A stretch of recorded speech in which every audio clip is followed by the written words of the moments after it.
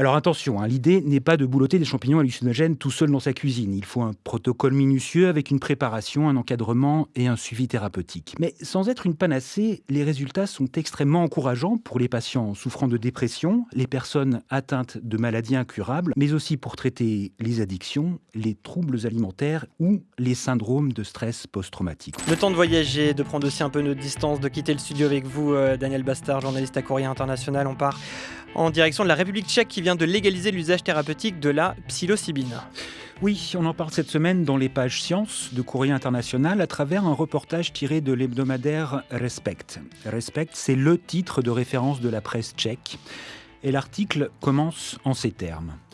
Tout à coup, vous réalisez que chaque problème a une solution. Vous ne savez pas laquelle, mais vous savez qu'elle existe et que vous avez le temps de la trouver. Ces mots, c'est un certain Vladimir qui les prononce. Dépressif sévère, à l'approche de ses 70 ans, il a suivi un traitement à base de psilocybine. La psilocybine, c'est un principe actif qu'on trouve dans les champignons hallucinogènes. En gros, c'est ce qui vous fait voir des jolies fleurs et des petits éléphants roses après en avoir ingurgité. Or, Vladimir, lui, il n'était certainement pas partant pour ça. Il ne fume pas, il ne boit plus une goutte d'alcool, alors les drogues psychédéliques, les champignons magiques, très peu pour lui.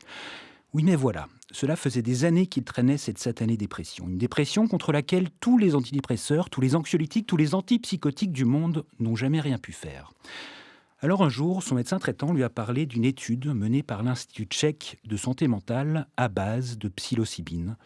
Et Vladimir a fini par se laisser convaincre. Il a avalé un comprimé, s'est allongé sur un divan confortable, les yeux bandés, une musique douce dans les oreilles et bien sûr un médecin pour contrôler tout cela.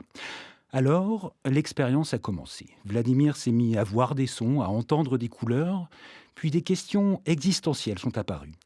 Et petit à petit, le besoin de classer toutes les décisions d'une vie comme bonnes ou mauvaises s'est évanoui, explique-t-il.